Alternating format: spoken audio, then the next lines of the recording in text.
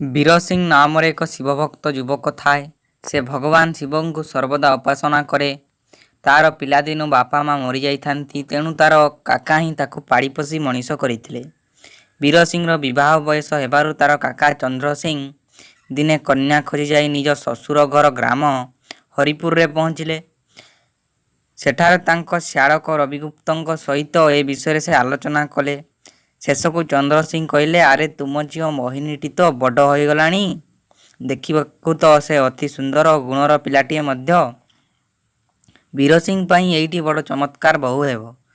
ତାଙ୍କ କଥା ଶୁଣି ରବିଗୁପ୍ତ କହିଲେ, ଭାଇ, ଏଭଳି ପ୍ରସ୍ତାବରେ ମୋର ଆପତ୍ତିର ପ୍ରଶ୍ନ ଆଉ ଉଠୁଛି କେଉଁଠି? ଇତିମଧ୍ୟରେ ଦିନେ ହରିପୁରର ରାଜା ଭାସ୍କର ଦେବ ଘୋଡ଼ା ଉପରେ ରାସ୍ତାରେ ଯାଉ ଯାଉ ମୋହିନୀକୁ କୋଠା ଉପରେ ଠିଆ ହୋଇଥିବାରୁ ଦେଖିଲେ। ସେ ତାର ସୌନ୍ଦର୍ଯ୍ୟରେ ମୁଗ୍ଧ ହେଲେ ଓ ସେଇଠାରୁ ରଜନଅର ଫେରି ଆସିଲେ। ସେ ତାଙ୍କର ବିଚକ୍ଷଣ ଜ୍ଞାନୀ ମନ୍ତ୍ରୀମାନଙ୍କୁ ଡାକି କହିଲେ, ସେଇ ଯୁବତୀକୁ ମୁଁ ବିବାହ କରିବାକୁ ଚାହେଁ, ତେଣୁ ଆପଣମାନେ ଏ ବିଷୟରେ ଯଥାଶୀଘ୍ର କାର୍ଯ୍ୟପନ୍ଥା ଗ୍ରହଣ କରନ୍ତୁ। ପ୍ରଧାନମନ୍ତ୍ରୀ ରବିଗୁପ୍ତଙ୍କ ଘରକୁ ଯାଇ ତାଙ୍କୁ କହିଲେ, ମହାଶୟ, ଏ ରାଜ୍ୟରେ ସମସ୍ତଙ୍କ ଅପେକ୍ଷା ଆପଣ ହିଁ ବହୁତ ଭାଗ୍ୟବାନ। ସ୍ୱୟଂ ରାଜା ଆପଣଙ୍କ ଝିଅକୁ ବିବାହ କରିବାକୁ ପସନ୍ଦ କରିଛନ୍ତି। ଶୁଭ ମୁହୂର୍ତ୍ତ ଠିକ୍ କରି କୁହନ୍ତୁ। ରବିଗୁପ୍ତ ଏଥର ମହା ଅଡ଼ୁଆରେ ପଡ଼ିଲେ। କହିଲେ, ମୋ ଝିଅ ଯଦି ଦେଶର ରାଣୀ ହେବ, ତେବେ ତାଠାରୁ ବଢ଼ି ସୌଭାଗ୍ୟର କଥା ଆଉ କ'ଣ ବା ହେବ? କିନ୍ତୁ ମୋର ଦୁର୍ଭାଗ୍ୟ ଯେ ମୁଁ ଆଗରୁ ଅନ୍ୟ ଜଣଙ୍କୁ କଥା ଦେଇ ସାରିଛି। ତେଣୁ ମୁଁ ଏହାକୁ ବିଚାର କରିବାକୁ ପରେ ନିଷ୍ପତ୍ତି ନେବି। ମନ୍ତ୍ରୀ ଯାଇ ରାଜାଙ୍କୁ ସବୁ କଥା କହିବାରୁ ରାଜା ତାଙ୍କର ମିତ୍ର ଓ ଘନିଷ୍ଠ ସମ୍ପର୍କୀୟମାନଙ୍କୁ ଡାକି କହିଲେ, ମୋହିନୀକୁ ବିବାହ ନ କଲେ ବଞ୍ଚି ରହିବା ତାଙ୍କ ପକ୍ଷେ ଅତ୍ୟନ୍ତ କଷ୍ଟକର ହେବ।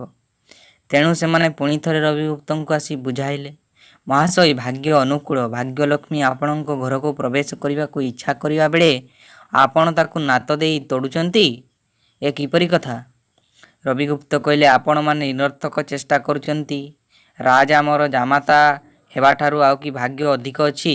କିନ୍ତୁ ଲୋଭରେ ପଡ଼ି ମୁଁ ମୋର ସତ୍ୟଭଙ୍ଗ କରିବା କ'ଣ ଉଚିତ ହେବ? ସେମାନେ ଅଗତ୍ୟା ରାଜପ୍ରସାଦକୁ ଫେରି ଆସି ରାଜାଙ୍କୁ ବୁଝାଇଲେ, ମହାରାଜ, ଆପଣ ମୋହିନୀକୁ ଭୁଲିଯାଆନ୍ତୁ। ରାଜ୍ୟରେ କ'ଣ ସୁନ୍ଦର କନ୍ୟାର ଅଭାବ ଅଛି? ରବିଗୁପ୍ତ ସତ୍ୟ ରକ୍ଷା ପାଇଁ ଏପରି କରୁଛନ୍ତି, ତାଙ୍କର ଆଚରଣ ପ୍ରଶଂସନୀୟ ଅଟେ। ରାଜା ସବୁ ଶୁଣି ଚୁପ୍ ରହିଲେ। ସମସ୍ତେ ଚାଲିଯିବା ପରେ ରାଜା ସ୍ୱୟଂ ମୋହିନୀର ଘରେ ଆସି ପହଞ୍ଚିଲେ। ହଠାତ୍ ରାଜାଙ୍କୁ ଦେଖି ରବିଗୁପ୍ତ ଓ ତାଙ୍କ ସ୍ତ୍ରୀ ବ୍ୟସ୍ତ ବିବ୍ରତ ହୋଇ ପଡ଼ିଲେ। କିନ୍ତୁ ମୋହିନୀ ତା ବାପାଙ୍କୁ ଧୈର୍ଯ୍ୟ ଧରିବାକୁ କହି ନିଜେ ସେ ରାଜାଙ୍କୁ ସ୍ୱାଗତ କରି କହିଲା, ଭଉଣୀ ଉପରେ ଭାଇର ବହୁତ ଅନୁଗ୍ରହ, ତେଣୁ ସ୍ୱୟଂ ଏଠାକୁ ଆସିଛନ୍ତି। ଏ କଥା ଶୁଣି ରାଜା କହିଲେ, ମୋହିନୀ, ଏ କି କଥା? ମୁଁ ତ ତୁମକୁ ମୋର ପତ୍ନୀ ରୂପେ ଗ୍ରହଣ କରିବାକୁ ଏଠାକୁ ଆସିଛି। ମୋହିନୀ କହିଲା, ମହାରାଜ, ବୀର ସିଂଙ୍କ ସହିତ ମୋର ଯେଉଁ ମୁହୂର୍ତ୍ତର ବିବାହ ଠିକ୍ ହୋଇଛି, ସେହିଦିନଠୁ ମୁଁ ତାଙ୍କୁ ହିଁ ମୋର ପତି ରୂପେ ମାନି ନେଇଛି। ଏବେ ଆପଣ ସ୍ୱୟଂ କୁହନ୍ତୁ ତ, ଜଣେ ସ୍ତ୍ରୀ କ'ଣ କେବେ ବି ଦୁଇ ଜଣ ସ୍ୱାମୀ କରିପାରେ? ରାଜା ପ୍ରଶ୍ନ କଲେ, ତୁମକୁ ନ ପାଇ ଯିଏ ଅସହ୍ୟ କଷ୍ଟ ପାଉଛି, ତମେ ପୁଣି ତାକୁ ହିଁ ଉପଦେଶ ଦେଉଛ? ଏହା ଶୁଣି ମୋହିନୀ ଚୁପ୍ ରହିଲା। ମନ ଭିତରେ ମୋହିନୀ ଶିବଙ୍କୁ ଧ୍ୟାନ କଲା ଆଉ ରାଜାଙ୍କୁ କହିଲା, ଯଦି ଭଗବାନ ଶଙ୍କରଙ୍କର ଇଚ୍ଛା ଥିବ କି ମୋ ସହିତ ଆପଣଙ୍କର ବିବାହ ହେବ, ତେବେ ତାହା ନିଶ୍ଚୟ ହିଁ ହେବ। ଆମ ବଂଶରେ ଏପରି ଏକ ନିୟମ ଅଛି ଯେ ବିବାହର 7 ଦିନ ପୂର୍ବରୁ ନିଷ୍ଠାପୂର୍ବକ ଶିବଙ୍କର ଆରାଧନା କରିବାକୁ ହେବ। ତେଣୁ ମୁଁ ଆଜିଠାରୁ ହିଁ ଏ ବ୍ରତ ଆରମ୍ଭ କରିବି। ରାଜା ମୋହିନୀର ଏପରି କଥା ଶୁଣି କିଛିଟା ଆଶ୍ୱସ୍ତ ହୋଇ ରାଜନଗରକୁ ଫେରିଗଲେ। ତାପରେ ରବିଗୁପ୍ତ ସବୁକିଛି ଗୋଟିଏ ଚିଠିରେ ଲେଖି ଚନ୍ଦ୍ରସିଂଙ୍କ ପାଖକୁ ପଠାଇଲେ। ବୀର ସିଂ ବଡ଼ମାନଙ୍କ ଆଶୀର୍ବାଦ ଓ ଅନ୍ୟମାନଙ୍କ ଶୁଭେଚ୍ଛା ସହ ହରିପୁର ଗ୍ରାମରେ ଯାଇ ପହଞ୍ଚିଲା। ସେଠାରେ ଗୁପ୍ତରେ ଦୁହିଁଙ୍କର ବିବାହ ସମାପ୍ତ ହେବା ପରେ ସେ କନ୍ୟାକୁ ଧରି ଘୋଡ଼ା ଛୁଟାଇ ନିଜ ଗ୍ରାମକୁ ଫେରି ଆସିଲା। ଗୁପ୍ତଚରଙ୍କ ଠାରୁ ଏ କଥା ଶୁଣି ରାଜା ଭୀଷଣ କ୍ରୋଧାନ୍ୱିତ ହୋଇ ତାଙ୍କର କେତେକ ସୈନ୍ୟଙ୍କୁ ନେଇ ଡାକି କହିଲେ, ତୁରନ୍ତ ବୀର ସିଂଙ୍କୁ ବଧ କରି କନ୍ୟାକୁ ବଳପୂର୍ବକ ଘେନି ଆସ।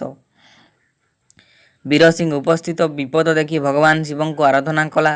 ଶିବ ନିଜେ ପ୍ରତ୍ୟକ୍ଷ ହୋଇ ବୀରକୁ ଏକ ଭୟଙ୍କର ଆୟୁଧ ଦେଇ କହିଲେ, ବୀର, ନେ ଏ ଆୟୁଧ ଦ୍ୱାରା ତୁ ତୋର ଶତ୍ରୁ ସଂହାର କର। ଏ କଥା କହି ଶିବ ସେଠାରୁ ତୁରନ୍ତ ଅନ୍ତର୍ଦ୍ଧାନ ହୋଇଗଲେ। ଅଳ୍ପ ସମୟ ମଧ୍ୟରେ ବୀର ସିଂ ସମସ୍ତ ସୈନିକଙ୍କୁ ନିପାତ କରିଦେଲେ। ଏସବୁ ଦୃଶ୍ୟ ପାହାଡ଼ ଉପରୁ ସେ ରାଜା ନିଜେ ଦେଖୁଥିଲେ। ସେ ସୈନ୍ୟମାନଙ୍କୁ ପଠାଇ ଦେଇ ନିଶ୍ଚିନ୍ତ ରହିପାରିନଥିଲେ, ତେଣୁ ସେ ମଧ୍ୟ ଯୁଦ୍ଧ କରିବାକୁ ଆସୁଥିଲେ। ଦୂରରୁ ଆହୁରି ମଧ୍ୟ ରାଜା ଦେଖିଲେ ଯେ ଜଣେ ଶିବ ଭକ୍ତଙ୍କୁ ଦେଖିବା ମାତ୍ରେ ବୀର ସିଂ ଯୁଦ୍ଧ ନ କରି ତାକୁ ପ୍ରଣାମ କଲା। ଏକଥା ଦେଖି ରାଜା ଏକ ଶିବଭକ୍ତର ଛଦ୍ମବେଶରେ ବୀରସିଂହ ପାଖକୁ ଗଲେ। ତାଙ୍କୁ ଦେଖି ବୀରସିଂହ ଅସ୍ତ୍ର ତ୍ୟାଗ କରି ପ୍ରଣାମ କରନ୍ତେ ରାଜା ଏଭଳି ସୁଯୋଗ ପାଇ ବୀରସିଂହଙ୍କୁ ତରବାରୀଟେ କାଟି ଦେବାକୁ ବାହାରିଲେ। ଅଥଚ ତରବାରୀ ଚଢ଼ାଇବା ମାତ୍ରେ ତାହା ଏକ ଫୁଲମାଳରେ ପରିଣତ ହୋଇ ବୀରସିଂହର ଗଳାରେ ଝୁଲିଲା। ପରେ ପରେ ତାଙ୍କର ନିଜ ଲୋକ ସବୁ ଆସି ସେଠାରେ ପହଞ୍ଚିଗଲେ।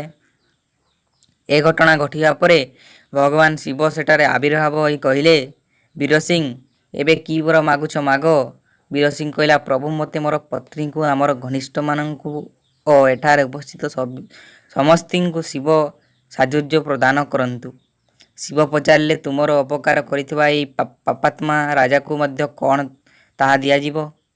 ବୀରସିଂହ କହିଲା, ପ୍ରଭୁ, ଏହି ରାଜା ଶୈବ ଚିହ୍ନ ଦେହରେ ଧାରଣ କରିଛି ଏବଂ ଆପଣଙ୍କର ପ୍ରତ୍ୟକ୍ଷ ଦର୍ଶନ ଲାଭ କରିଛି। ତାପରେ ବି ସେ ଆଉ ପାପାତ୍ମା ହୋଇ ରହିଲା କିପରି? ବୀର କଥା ଶୁଣି ଭଗବାନ ଶିବ ଅତ୍ୟନ୍ତ ପ୍ରସନ୍ନ ହୋଇ ସମସ୍ତଙ୍କୁ ଧରି କୈଳାସକୁ ଗଲେ।